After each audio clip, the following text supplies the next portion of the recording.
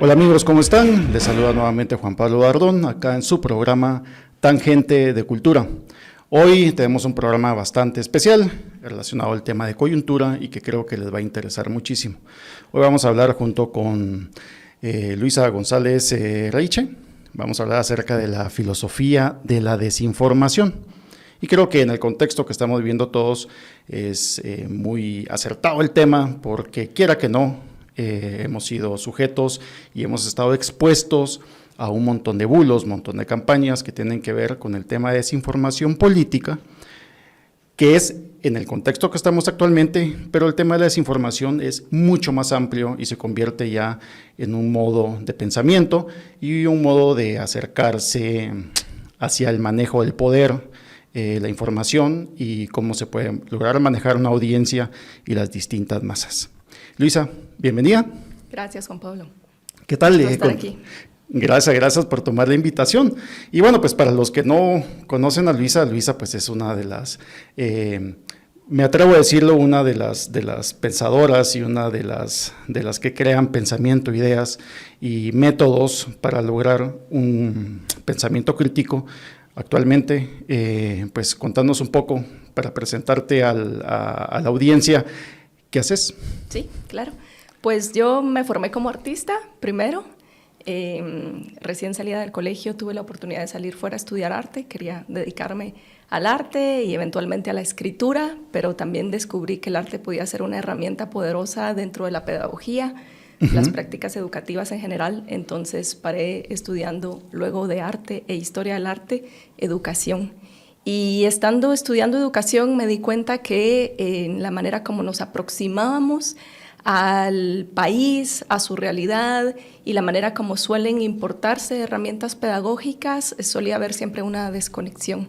Y eso fue lo que me llevó luego a estudiar historia primero, una maestría en historia y luego una maestría en filosofía, con el propósito de complementar justamente pues mis capacidades de proponer herramientas pedagógicas. Actualmente me dedico a hacer consultorías educativas y también estoy trabajando con la Universidad Rafael Landívar, donde doy clases de filosofía y coordino las maestrías de filosofía y literatura.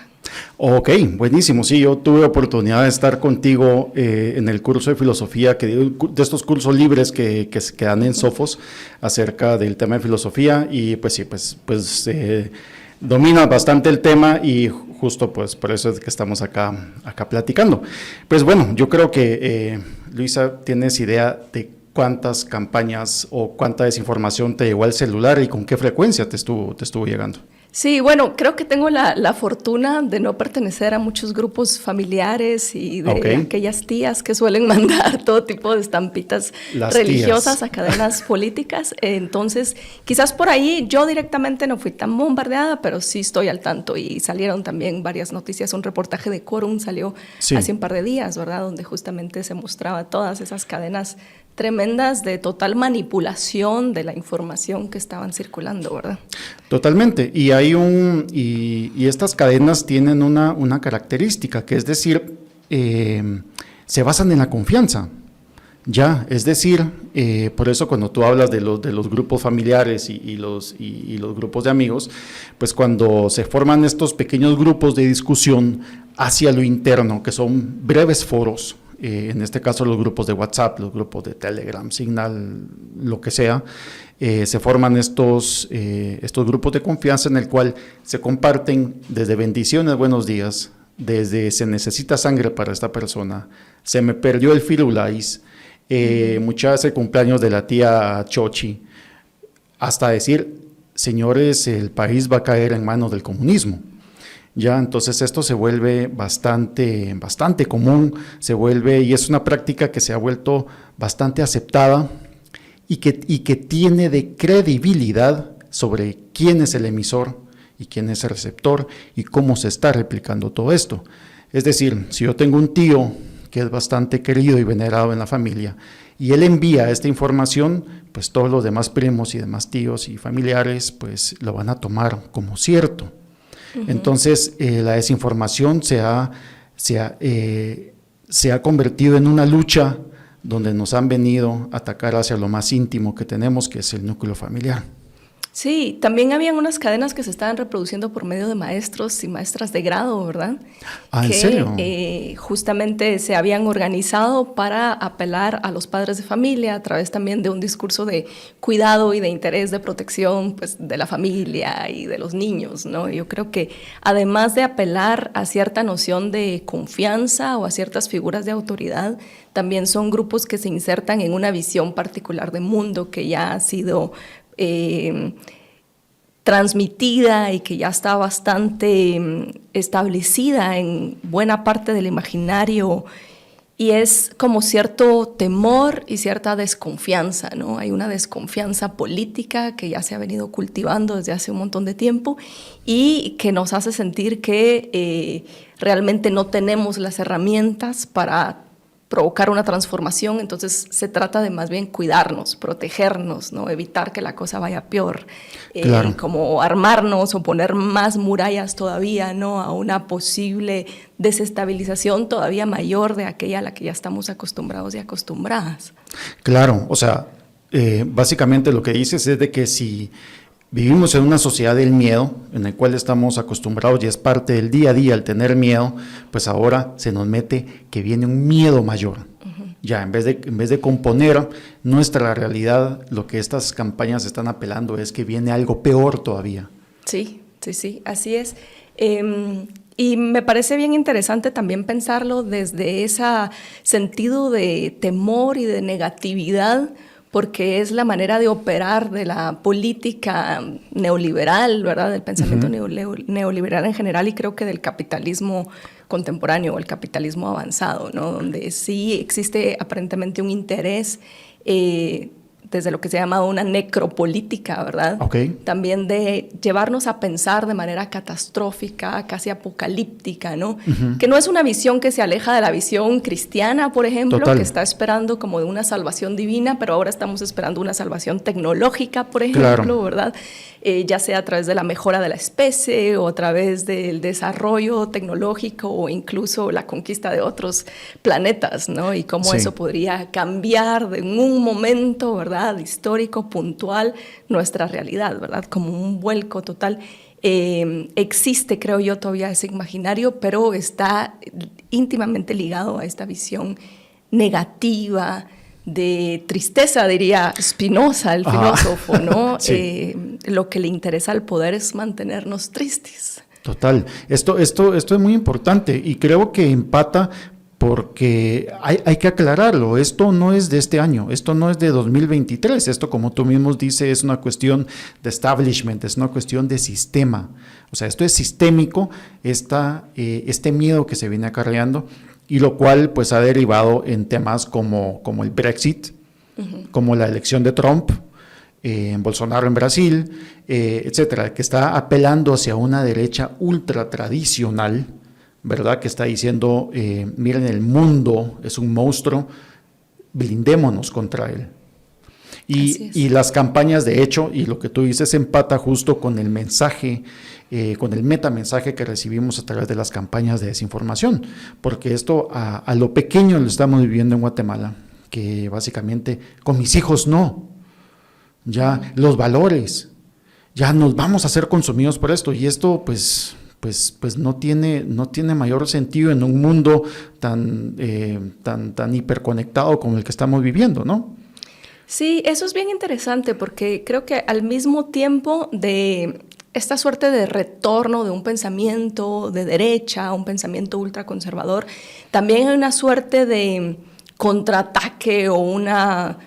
Estaba pensando yo en la época de la contrarreforma hace unos días, ¿no? Sí. Como una búsqueda de reforma, porque no se puede negar que sí ha habido un avance considerable de las luchas sociales, ¿no? Ha habido un avance de la lucha antirracista, de la lucha transfeminista, y esto ha dado paso también, digamos, a una respuesta bastante más intensa de parte de este pensamiento ultraconservador. En esta campaña se ha visto clarísimo, o sea, Total. Lo que se ha puesto al centro de la discusión y la chibolita que se han estado tirando tiene que ver con los derechos fundamentales de las disidencias sexuales. Sí. que está también ligada a los derechos de las personas racializadas, ¿no? Y ahí creo que se puede ver justamente que entonces ese monstruo, ese enemigo común que se ha identificado como tal, tiene que ver con este temor a partir de sí, la fuerza, la visibilización y los grandes alcances que sí han tenido estas luchas, que tampoco son recientes, también son de siglos, ¿no? Claro. Desde hace muchísimo que existen, pero que gracias también a la tecnología y lo que mencionabas, ¿no? A partir de en la pandemia se vio muchísimo, ¿no? En esos momentos en los que nos quedamos completamente encerrados y encerradas. Sí. Igual estábamos viendo todo el movimiento de Black Lives Matter, estábamos viendo el Me Too, estábamos viendo el Ni Una Menos, ¿verdad? Entre tantos otros. Y yo creo que eso también abrió posibilidades porque esas luchas siguen, ¿verdad? Hay movimientos también indígenas ya internacionales que están visibilizando sus luchas históricas por el territorio, ¿verdad? Que están ejerciendo presión también a las grandes potencias. Y al mismo tiempo está esta respuesta radical, con cerrada. Toda la fuerza, es un puño que viene a somatar la mesa, ¿no? Sí. Y a gritar, o sea, no viene a negociar, viene a decir no. Nos cerramos y nos quedamos a puertas, nadie puede pasar por acá porque el mundo es espantoso. Y esto, y tiene todo el sentido porque ellos no son de discusión, ellos son de órdenes, ¿no? O sea, la ultraderecha se conforma a recibir órdenes y cumplirlas como tal. Sí, hay un tema de desinformación bastante fuerte, principalmente, como dices tú, en algo que viene a pegar tan de cerca hacia el ethos de la sociedad guatemalteca, en este caso la familia. Piensan y dicen que todos estos derechos, que ojo, hay que aclararlo, no, o sea, por lo menos en el plan de gobierno de Semilla, no menciona absolutamente nada de donde todos los maestros deben ser transgénero para poder, o sea, no. Eso es mentira, o sea, hay que aclararlo, pero en función de esto, la existencia de este tipo de personas, o sea, es decir, transgénero, toda la comunidad que está alrededor de ello, no implica y no es un mandato en el cual todos tenemos que convertirnos en eso, y mucho menos los niños. Esto me recuerda a la discusión que se tenía hace un siglo, más o menos también acerca de la gente que escribía con la mano izquierda.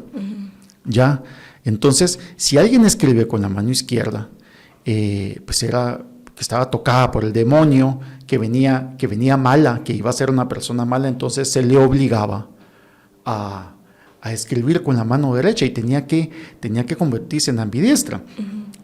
Sí existe eso, mi padre lo cuenta, mi papá es zurdo para escribir, para trabajar, para todo, y ahora es ambidiestro porque tuvo que aprender nuevas habilidades con su mano derecha. Entonces contaba que en el colegio, en la escuela, le amarraban la mano porque era un niño y básicamente regresaba, ¿no? Entonces, y esto, pues a mí me pareció interesante, es una imposición a través muy Foucault, ¿verdad? De lo que decía la escuela, el tema de control. Investigando un poco, caigo a unas estadísticas de un estudio, no lo tengo presente, en Estados Unidos, donde hacen pues el estudio de cuánta gente de verdad era izquierda para escribir, y pues no pasaba más allá del 12% de la población. Ya. Y el hecho de que hayan aceptado a la gente que escribe con la mano izquierda en la población no significó que la sociedad se convirtiera en mala, aunque por principio sabemos que lo es, o sea, es decir, no es que se haya convertido en satánica o que todo el mundo se haya contagiado de ser zurdo. Ya, esta es una cuestión que se trae. Ya, y una vez se aceptó, la calidad de vida de las personas que escriben con la mano izquierda mejoró significativamente. Eso fue hace 100 años. Algo similar está pasando ahora. Obviamente te podrás imaginar las protestas de grupos religiosos, de que cómo es posible que van a permitir que los zurdos anden como nada en el mundo. Hay que bautizarlos una vez a la semana y obligarlos a escribir con la derecha. Entonces sucede exactamente lo mismo, y es la sociedad que se niega que se niega a cambiar. O sea, es el mito de la caverna all over again, ¿verdad? Sí, yo creo que algo valioso del ejemplo que dabas del zurdo, no solo es la construcción de esta idea de que ser zurdo es demoníaco y está mal, sino yo creo que el problema principal radica en la construcción de que la derecha, escribir con la derecha es lo normal, es lo correcto. Es lo bueno. Porque justamente en la producción de la discapacidad realmente lo que hay es la construcción de una noción particular de capacidad, ¿verdad? Hay una noción particular de cómo tiene que estar organizada la sociedad, hay una construcción particular de subjetividad o incluso de lo considerado humano. Históricamente esa discusión se ha dado, ¿no? De quién es como el modelo de lo humano, ¿verdad? Que es una noción ligada al concepto de soberanía. Y de acuerdo a esa noción, todo lo que se le opone, ¿no? Y la categorización de todo lo no humano, lo menos que humano, ¿no? Donde entran todas las personas sexualizadas, racializadas y todo el mundo naturalizado, ¿no? Y entonces en la producción sucede lo mismo con el tema de la familia, o sea, la noción, esa construcción, porque es una producción de una noción de que la familia nuclear heteronormada es lo normal. Claro. Es lo que produce, ¿verdad? Esta noción de que hay otro montón de configuraciones o otro montón de vínculos sociales que no podrían ser considerados, ¿verdad?, tan importantes o valiosos como la familia. Pero el tema de la familia tiene una historia bien interesante también como concepto. Esto lo resalta mucho una pensadora argentina que se llama Leonor Silvestri y siempre recuerda que familia viene de familus, que es un concepto romano que se utilizaba para denominar a el nivel más bajo de los esclavos. Los familus eran el grupo de esclavos que estaban debajo de los esclavos del patrón, digamos. Los ¿no? esclavos de los esclavos. Los esclavos de los esclavos. Y ahí viene también la figura del pater familias, que era este patrón, ¿verdad? O este señor que era el dueño de estos grupos de esclavos, que es de donde viene el concepto de padre de familia contemporáneo, claro. ¿No? Y ya desde esa historia, ¿no? Es bien interesante ver cómo esa configuración ya de sus bases tiene problemas, digamos, o es problemática en cuanto que es restrictiva de las posibilidades de sus mismos miembros.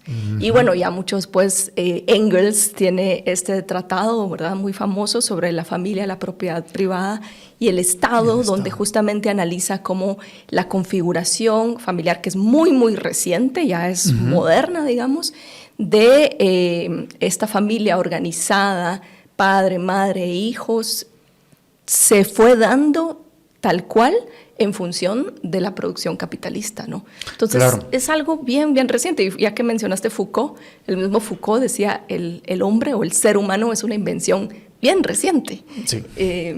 Y esto quiere decir también entonces que está abierta a cuestionamiento y a transformación también constante, ¿verdad?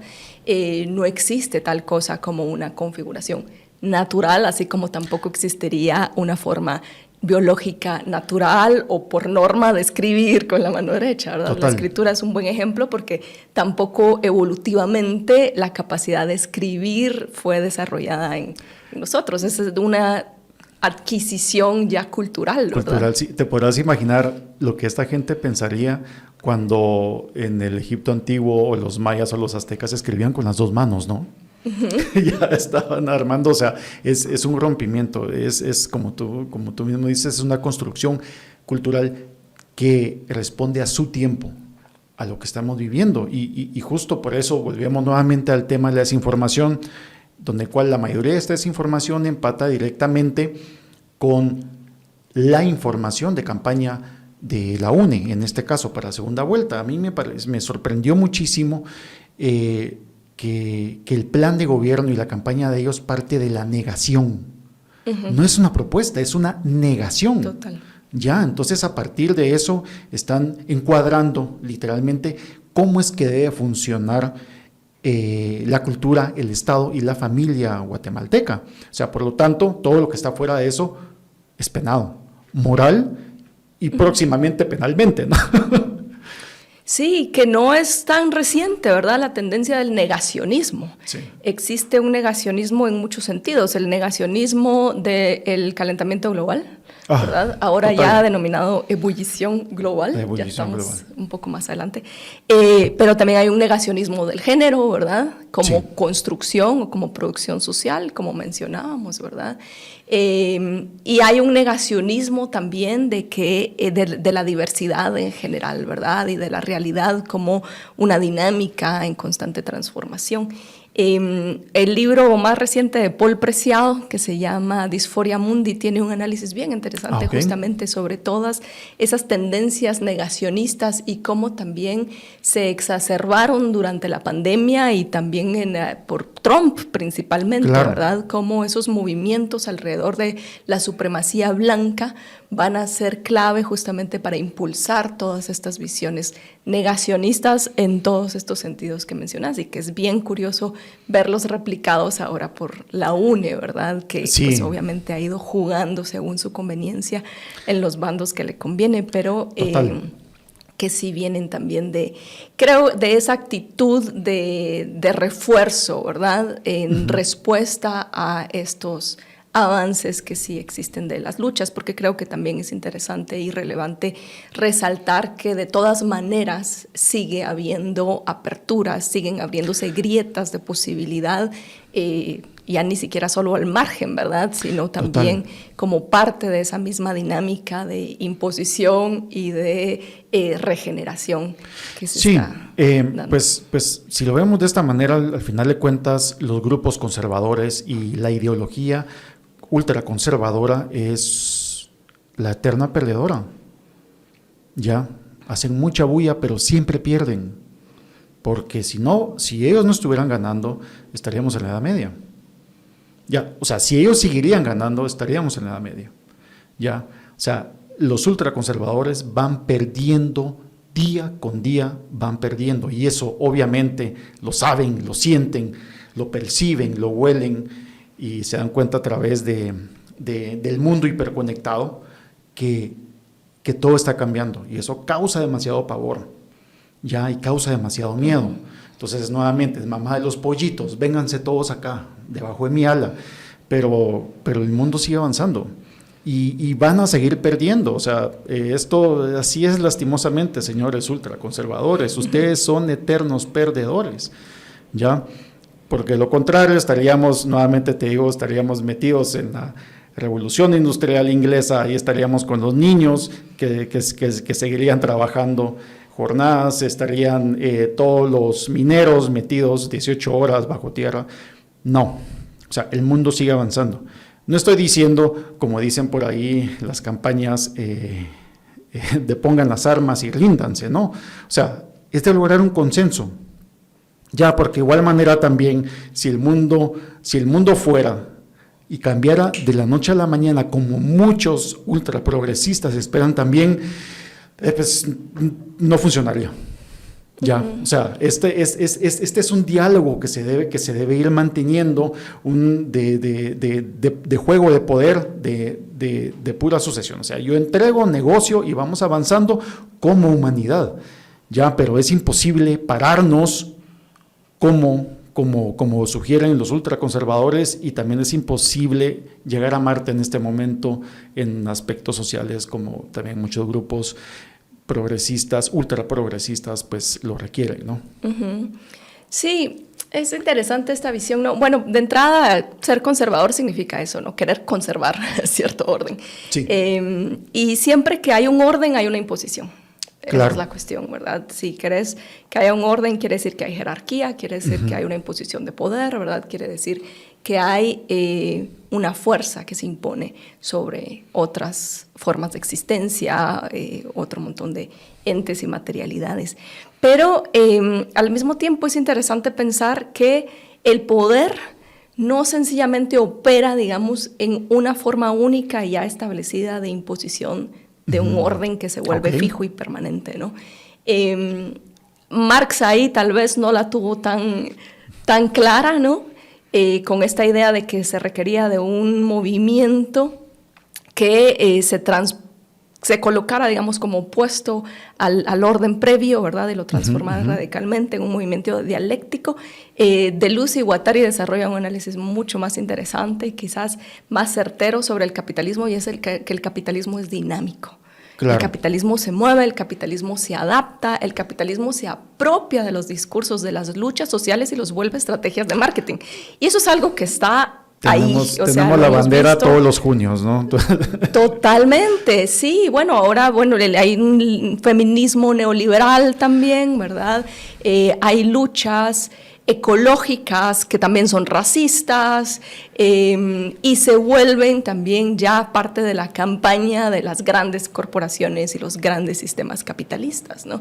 Y entonces eso hace que la crítica al sistema y la contraposición al sistema también sea mucho más compleja, porque no es como una fuerza que tenés ahí enfrente y decir, sí, este sistema conservador, cuadrado, tieso, estancado en el tiempo, anacrónico, que hay que combatir a martillazos y se va a caer, ¿no? Sino es darnos cuenta que además somos parte y lo estamos reproduciendo nosotros mismos. Somos parte de este sistema dinámico que opera en la manera como nos produce como sujetos, como produce nuestros deseos, nuestra noción misma de qué es lo que queremos, qué es lo que consideramos que es correcto, qué es lo que consideramos que es deseable o anhelable para nuestra vida y de nuestros colectivos, ha sido producido por el mismo sistema y está siendo también moldeado constantemente acorde a los intereses, ¿verdad?, de producción de ese sistema. Ahí es donde se vuelve quizás un poco más. Total, es cierto, o sea, aparecen los anuncios, aparecen las marcas con su banderita de arcoíris, aparece con esto y cualquiera diría, o sea, con una visión superficial diría, sí, los derechos de diferentes, de diversidad de género, estamos logrando un gran avance porque ahora pues aparece, no sé, en el logo de McDonald's, un ejemplo. ¿Realmente aparece? ¿Verdad? Ahí es donde viene la pregunta, y lo cual termina encabronando también a los ultraconservadores porque dice, hasta ahí están metidos los gays, en mis hamburguesas, ¿verdad? O sea, entonces sí, es sistemáticamente, es muy inteligente el capitalismo, ¿no? Para lograr de esta manera. Estos temas y todos los demás los podemos encontrar a través de los libros, así que por favor los invitamos que puedan visitar las sedes de Piedrasanta. Están 2 sedes en Zona 1, Zona 1, ¿no? Zona 1 y Zona 10. Pueden visitar, tienen 10% de descuento. Ahorita si dicen que van de parte mía, no, dicen que no es de parte mía, es de parte de Tangente. Pero ustedes digan que sí, tienen 10% de descuento. Pueden ir a visitar la librería, 2 librerías en Zona 1 y Zona 10 en Géminis, por favor. Los invitamos a que vayan. Siempre leer es la mejor herramienta que se puede tener para construir un pensamiento independiente. Y hablando de construir el pensamiento independiente, obviamente todo esto va amarrado de cómo combatir y entender todo esto va amarrado de un tema de pensamiento crítico, ¿no, Luisa? Sí, que es un tema súper complejo también. Estaba pensando ahora que mencionabas también el tema de la tecnología y las redes sociales y cómo se comparte información ahí. Es un tema que a mí me ha interesado desde hace tiempo, ¿no? Y justamente Facebook llegó un momento en que te daba hasta 56 opciones para elegir tu género a la hora de hacer tu perfil. Ahora creo que ya dice hombre, mujer, otro, ¿verdad? Sí. Pero justamente creo que es un buen ejemplo de cómo se incorpora, ¿verdad? Esta noción es de política identitaria, que es bien arriesgada. Muchos filósofos la han cuestionado y la han trabajado profundamente, Paul Preciado entre ellos, pero también Deleuze y Guattari hablaban del problema de la rostridad, de la construcción de una identidad que te hacía el blanco para el poder, ¿no? Una vez decís... Sí. Yo soy tal cosa y te colocas como etiquetas muy claras y te fijas a ti mismo como una identidad allí. Entonces el poder lo que hace es identificarte y apropiarse de tu forma de ser y hacer uso, ¿verdad?, de tu construcción de deseo para venderte algo, ¿verdad?, para imponerte algo. Y es algo que vemos justamente funcionar ahí. Pero al mismo tiempo habría una gran contradicción entre nuestra posibilidad de ponernos hasta 56 formas de identificación o de género en Facebook o en cualquier red social cuando sabemos que esa tecnología está siendo producida a partir de la explotación de territorios colonizados, ¿verdad? Donde viven mayoritariamente poblaciones racializadas y que están acabando con ecosistemas enteros. Sí, o sea, esto yo creo que estamos llegando a una construcción. Empezamos desde campañas de desinformación que nos llegan al WhatsApp, que esas campañas de desinformación son para lograr el poder político adentro de un pequeño país centroamericano, ¿ya? Y que estas campañas de desinformación apelan hacia el ser ultraconservadores en nuestras maneras de ser, pero estas campañas también responden a un sistema más grande, que es el sistema actual que tenemos y que es innegable, que por el momento no tenemos por dónde salirle, que es el capitalismo. Y el capitalismo lo que termina haciendo es que se aprovecha el poder político para lograr el poder económico. ¿Ya? Y de esa manera mantener esos hilos que se generan a través de economía de consumo, ¿no? A nivel global. Claro, pero también son dimensiones que están ligadas entre sí, o que incluso la manera como están o como operan estas redes le funciona a estos grupos ultraconservadores, ¿no? Porque realmente son técnicas de producción de verdad, decíamos, ¿no?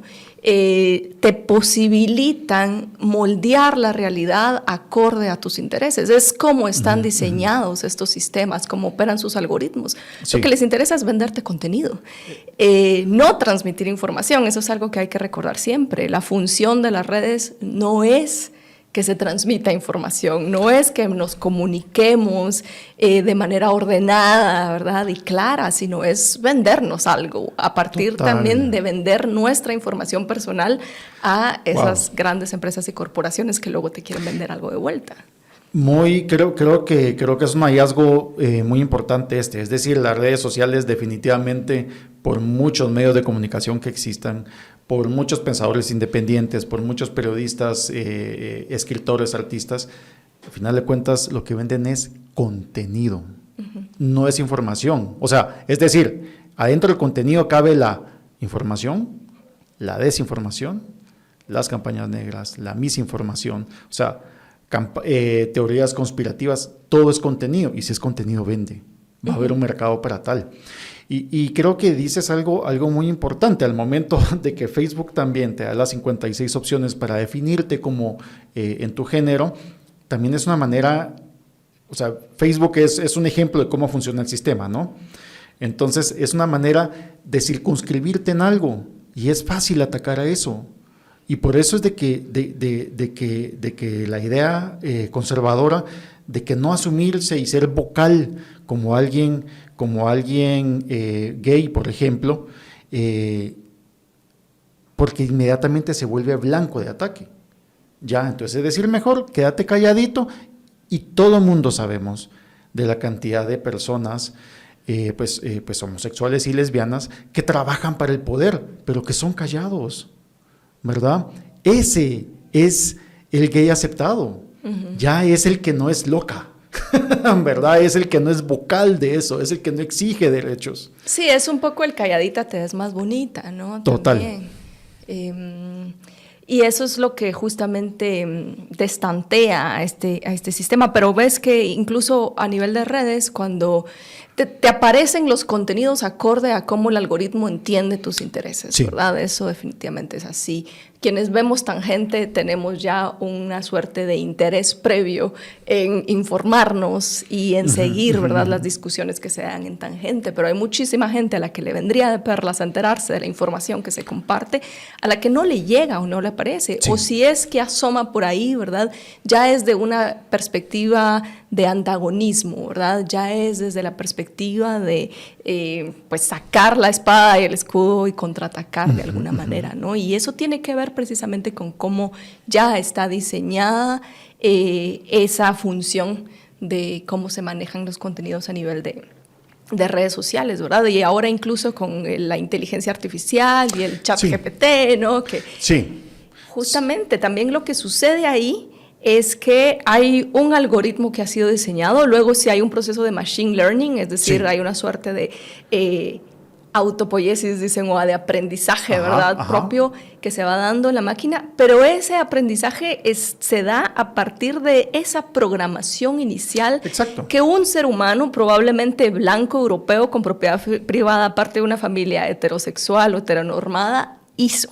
Y esa es la razón por la cual la inteligencia artificial sigue reproduciendo discursos colonialistas y patriarcales al día de hoy, cosa que pocas veces se pone en discusión y es tremenda, ¿no? Porque también hay una gringa filósofa, pero también experta en tecnología, que tiene un libro que se llama Weapons of Math Destruction, que justamente analiza cómo toda esa programación y todos los procesos de machine learning y de diseño algorítmico están fundamentados por la visión iluminista, ¿no? Filosófica, tradicional, de lo que significa ser humano, lo que significa pensar, lo que significa razonar, ¿no? Sí. Y cómo eso ya implica entonces el dejar por fuera experiencias de modos de existencia no normativos. Total, hay un TikTok fabuloso, en algún lado lo tengo guardado, que habla... pues hay un chavo hablándole a la cámara que está haciendo una conversación consigo mismo y le dice, pues al final de cuentas ChatGPT y Midjourney pues son racistas. ¿Y qué? ¿Estás hablando que la inteligencia artificial es racista? Pues sí, le dice. Básicamente yo me puse a investigar y pedí que en Midjourney, que es el que te hace el dibujo a través de una descripción de texto, que me coloqué, por favor dibujarme una persona que que sea autista, y que tenga pues, estos requerimientos y que sea adolescente y que tenga retos para conocer el mundo. Entonces le sacó pues una persona autista blanca, hombre, ¿ya? Entonces le dijo, sí, pero es que obvio, ese es un dibujo, es un requerimiento que tú estás pidiendo. Lo repetí 112 veces y 112 veces me dio personas, hombres con problemas autistas. Hice lo mismo pidiendo terroristas. Árabes. Y me sacó árabes y me sacó personas negras. Entonces, cuando en Estados Unidos la gran mayoría de los ataques terroristas que son propiamente hechos por los blancos. Entonces, empata directamente que sí, pues, la inteligencia artificial está hecha por un hombre blanco, europeizado y metido adentro del tema del hipercapitalismo, ¿no? Sí, e inserto ya en un régimen estético. Total, en el que estamos todos, de alguna manera, ¿no? Esos cuerpos normativos, esas formas normativas de pensar, y ahí es donde quiero pasar a tu pregunta del pensamiento crítico. Porque justamente es un terreno también, digamos, bastante diverso y con muchas implicaciones el tema del pensamiento crítico, ¿no? Porque tradicionalmente, cuando uno piensa, por ejemplo, desde la perspectiva de la epistemología, es decir, la rama de la filosofía que estudia cómo se produce el conocimiento y qué significa conocer algo, ¿verdad? También son formas de construir o de pensar el saber que se han vuelto imposiciones, ¿verdad? Que se han vuelto formas hegemónicas y que podríamos pensar que también están detrás de esa construcción, de ese sujeto blanco que programa el ChatGPT actualmente, ¿verdad? Porque generalmente se piensa o se ha construido desde la tradición occidental y sobre todo moderna, ¿verdad? A partir de Descartes, de que hay una manera adecuada de pensar, ¿verdad? Que se contrapone a una manera inadecuada. Y desde muchos pensadores eso tiene que ver con que lo que estás diciendo, lo que estás mostrando, se adecúe a la realidad, ¿verdad? Corresponda con la realidad tal cual es. Pero eso también entonces en Descartes claramente produce una noción dualista del mundo. Existe la realidad tal cual es y existe el pensamiento o la representación de la realidad tal cual es. Y pareciera ser entonces que nunca estamos del todo en la realidad, sino solo a través de la representación de la misma. Y eso se vuelve bien problemático justamente porque va a dejar por fuera, ¿verdad?, lo que supuestamente pertenece a esta dimensión material, no racional, no pensante, no representable, de lo que sí tiene estas capacidades de pensar, ¿verdad? Y ahí es donde se va a colocar de nuevo al hombre blanco, racional, heterosexual, con propiedad privada, etcétera, etcétera, ¿no? Entonces, la epistemología, digamos, también se juega en ese terreno. En la época actual, muchas pensadoras, principalmente a partir de la influencia del feminismo, ¿verdad?, que su gran aporte va a ser colocar al cuerpo, ¿verdad?, de regreso, y a la experiencia carnal de regreso, ¿no?, al centro, va a tener que ver justamente con el mostrar la imposibilidad de separar ética de epistemología. Ok, muy bien. La misma Hannah Arendt, cuando hace su análisis de Eichmann, que es este nazi que había sido el operario principal, ¿verdad?, del genocidio, cuando hace su análisis, ella dice, bueno, sí, lo que le pasa a este señor es que no pensaba de manera adecuada, pero no estoy pensando en términos de que no tenía la información correcta, ni tampoco en términos de que no sabía razonar, sino en términos de que no era capaz de ver las consecuencias de sus actos, las consecuencias de las decisiones que estaba tomando. Lo que vemos en Eichmann, dice Arendt, es pura y dura negligencia. Sí. O sea, es alguien que tenía conciencia de lo que estaba haciendo y le valía. ¿Verdad? Y entonces eso también nos hace pensar de otro modo el tema del pensamiento crítico desde el punto de vista epistemológico tradicional, de que, bueno, no se trata solo de corresponder con la verdad, no se trata solo de tener las buenas razones, ¿verdad? Sino más bien cómo podés pensar justamente ya no tampoco en términos como de diferentes compartimentos de la realidad, sino como la realidad es compleja, es dinámica, decíamos hace un rato, y cómo nuestras formas de operar y ser en el mundo tienen implicaciones reales y materiales, ¿verdad? Muchas veces inmediatas en esa realidad. Y ahí regresaría también a Spinoza. Spinoza también habla de conocimiento adecuado o inadecuado, pero totalmente desde una posición crítica al dualismo de Descartes, ¿verdad? Porque ahí es donde dice Spinoza que el conocimiento inadecuado realmente tiene que ver con la manera como te relacionas con el mundo. Y ese conocimiento inadecuado se deriva justamente de relacionarte con cuerpos que te descomponen, dice él, ¿no? Porque desde ese punto de vista, para Spinoza, todo lo que existe tiene un deseo intrínseco de permanecer en el ser. Esa es una visión vitalista que el feminismo posthumanista o los nuevos materialistas recogen hoy. Y es la visión de que si hay, digamos, una fuerza vital o algo que caracteriza la realidad material, es como una potencia de ser, de existir, ¿no? La física cuántica hoy dice, sí, así es, ¿verdad? Sí, claro. Las cosas, la materia no se destruye, la energía no se destruye, se transforma, ¿no? Y todo lo que existe busca siempre existir, ¿verdad? Trata de matar a una cucaracha y te metes en una persecución interminable y ves que la cucaracha está luchando por su vida. Quiere vivir, no importa lo que haga. Exactamente, y eso es lo que lleva también a Spinoza a pensar que no solo existe, digamos, no se trata solo de una potencia como un deseo personal, voluntario, individual, sino que realmente esa potencia y esa fuerza de existencia es el resultado de nuestras relaciones, ¿verdad? Todos somos somos multiplicidades, ¿verdad? Estamos siempre inmerses en sistemas no solo humanos, no solo sociales, ¿verdad? Lo que consideramos el sistema social está íntimamente ligado a ecosistemas, ¿verdad? A las vidas y existencias de lo que consideramos no humano. Y la manera como se configuran esas relaciones es lo que posibilita que nuestra potencia de existir aumente o se disminuya. Claro. Y lo que llamaba entonces un conocimiento inadecuado para Spinoza va de la mano de las pasiones tristes.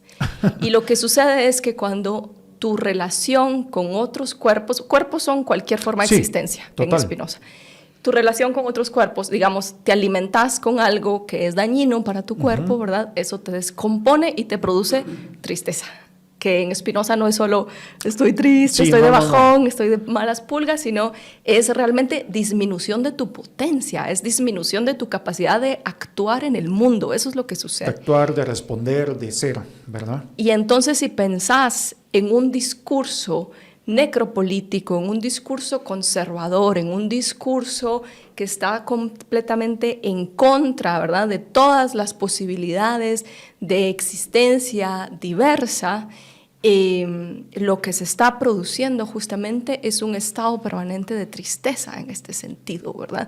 Y porque la manera de operar de este sistema, porque el discurso no solo es discurso, si nos fuéramos a Descartes diríamos, Sí. sí, son solo ideas, la realidad material es otra, pero no es así. Esa discursividad es material, se materializa, ¿verdad? Moldea nuestra realidad, establece límites y establece también divisiones bien radicales, ¿verdad?, entre diferentes cuerpos, entre diferentes existencias, imposibilita relaciones y produce relacionamientos bien restringidos. Entonces, eso, digamos, ese empobrecimiento de nuestras relaciones, esa limitación de nuestras posibilidades con Spinoza y con el materialismo contemporáneo es lo que limita nuestras agencias políticas. Claro. Y ese es un entendimiento inadecuado. Ok. Amigos, ¿quieren conocer más de esto? Los invitamos por favor a que vayan a conocer a kemic.gt o kemic.com. Es una librería en línea que tiene más de 10,000 títulos, tanto para descargar en versión digital como en versión física. Ustedes lo compran y se los llevan a su casa, a su oficina, o envíeselo a esa tía que envía memes de Piolín y mucha desinformación, pues envíele alguito ahí para que le ayude a mejorar un poco el tema de pensamiento en general. Pues al final de cuentas, o sea, la discusión que teníamos se convirtió en una discusión del pensamiento en general, de cómo es que nos hemos estado manejando como sociedad. Y siempre es un gusto estar contigo, que cada vez que platicamos hay una actualización de nuevos conocimientos y nuevos autores. Yo creo que ya para ir cerrando un poco todo esto, vamos a ver consejos prácticos del día a día para la gente que que se enfrenta a este pequeño tirano que cargamos en la bolsa y que nos está cayendo desinformación, misinformación, campañas negras. Y no solamente en el campo político, porque tarde o temprano, cada vez que aparece el mes del orgullo gay, empiezan nuevamente las mismas personas a hablar sobre esto. ¿Qué podemos hacer? ¿Qué podemos hacer para mejorar un poco nuestro conocimiento? ¿Cómo nos podemos ir acercando para aprender un poco más? Entiendo, más allá, creo que lo más fácil, estudia, saca una maestría, terminar el doctorado, o sea, pero más allá de eso, es decir, ¿qué podemos encontrar? Porque también sabemos que el mismo sistema educativo responde a todo este gran sistema de late capitalism, que es el que estamos viviendo. Entonces, pero ¿qué pudiéramos acercarnos? Sí, bueno, el teléfono, como lo señalabas ahí, la tecnología en general es un arma de dos filos, ¿no? Ya William Burroughs tenía un texto que se llamaba Heroína electrónica, y ahora sí, es una idea que también Paul Preciado recupera, ¿no? De que realmente esos aparatos funcionan a través de un sistema de adicción, ¿verdad? Sí. Producen adicción. De hecho, la manera como liberamos cortisona cada vez que vemos una notificación en nuestro celular, ¿verdad?, activa el circuito de la adicción tal cual, ¿verdad? Sí. Y lo que tenemos ahora pues son adictos de 8 años en adelante.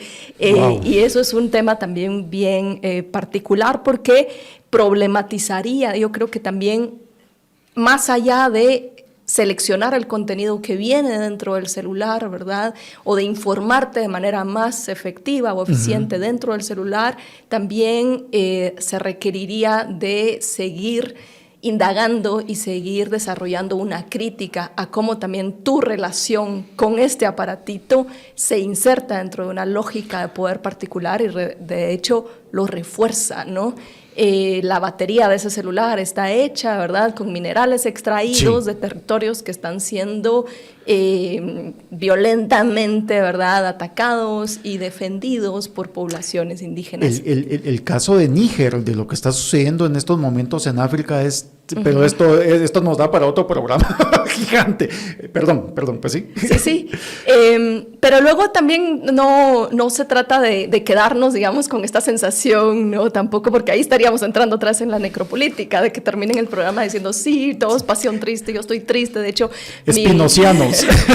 Porque de hecho no, la visión espinosista es una visión afirmativa. Ajá. O sea, Spinoza lo que te hace ver es justamente que si un pensamiento inadecuado o un pensamiento no crítico, diríamos, realmente no se trata de tener claridad sobre todas las cosas, porque eso podría caerte en pensar que quien tiene claridad es Trump o Sandra Torres y que ahí es la vía correcta en algunos casos, ¿verdad? O que basta saber construir correctamente ciertos argumentos, ¿verdad? O tener las ideas ordenadas y claras para entonces hablar de manera certera. Y ahí tenés a los transhumanistas, ¿verdad?, queriendo conquistar Marte y reproducir todas las lógicas colonialistas e imperialistas en otros planetas, con su verdad científica dura, ¿verdad?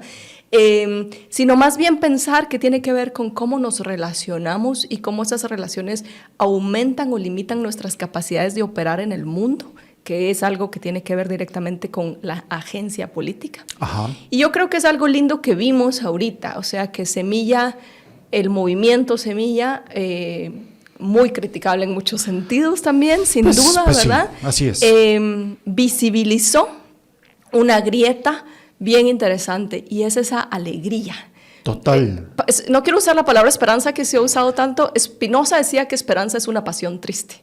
Ok. Uy, sí. Y es una pasión triste porque es una suerte de nostalgia por un futuro que en el fondo sabes que no va a llegar. Que no va a llegar. Ajá. Y eso no aumenta tu capacidad de obrar en el mundo, no te hace agente, ¿verdad? Sí.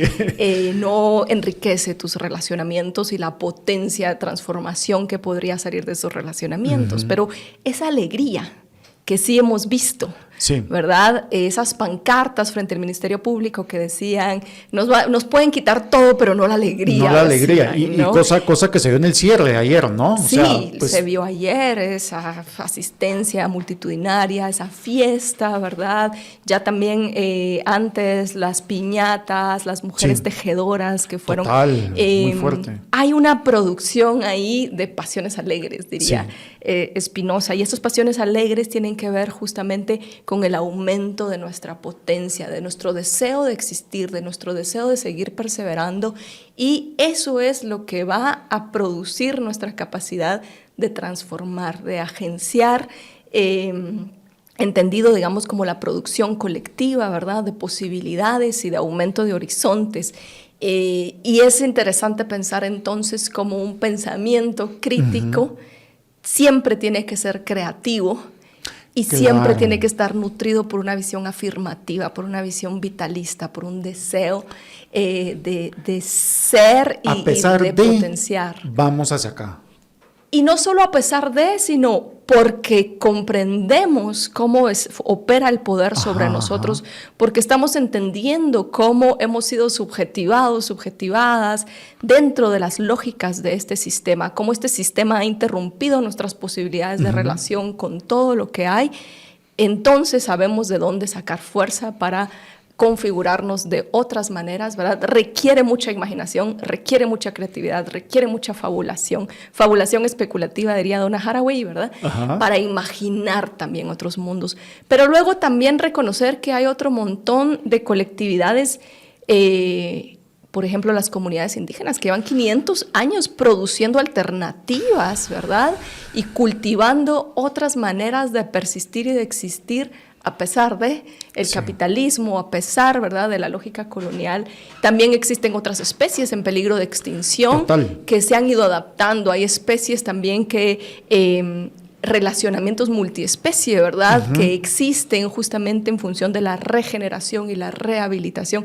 Todos esos son aprendizajes que no hemos tenido, ¿verdad?, que no nos hemos detenido a atender y que también son relacionamientos que pueden ser clave para el aumento de estas potencias y de esa agencia política. Totalmente, y que es súper importante para los tiempos que estamos viviendo ahora, ¿no? O sea, nos estamos acabando los recursos naturales, cada vez hay menos selva, los pobres animales no hayan dónde meterse, tenemos la ebullición global, y todo esto creo que nos deja una gran lección, y gracias por haber atendido la invitación y el llamado, Luisa. Yo creo que siempre es un gusto platicar contigo. Ojalá atiendas próximamente una segunda avenida. Vamos a seguir platicando. Gracias por la atención a todos ustedes. Y antes que se vayan y que cuelguen, les recomendamos que pues vayan a votar este domingo. Vayan a votar. Ejerzan su derecho democrático. Creo que tienen la suficiente información para tomar pues la decisión que más le convenga a Guatemala. Pues justamente como dice Luisa, tenemos que partir de la alegría en función de lograr un cambio para Guatemala. También no beban este fin de semana, no salgan con los tragos a la calle, hay ley seca. Y pues si se van a quedar en casa y se van a tomar pues más delguito, les recomendamos que por favor no se olviden de tomar Pari Smart. Pari Smart es de Productos Himalaya, es una pastilla anticruda. Estoy seguro que para los que les gusta tomar, no es mi caso, no mucho, nada. Pues que busquen Pari Smart, les va a ayudar muchísimo pues para sobrellevar al siguiente día acompañado de un caldito de pata. Bueno, gracias, un gusto, Luisa, gracias por atender la invitación. Gracias, y nos seguimos viendo la otra semana.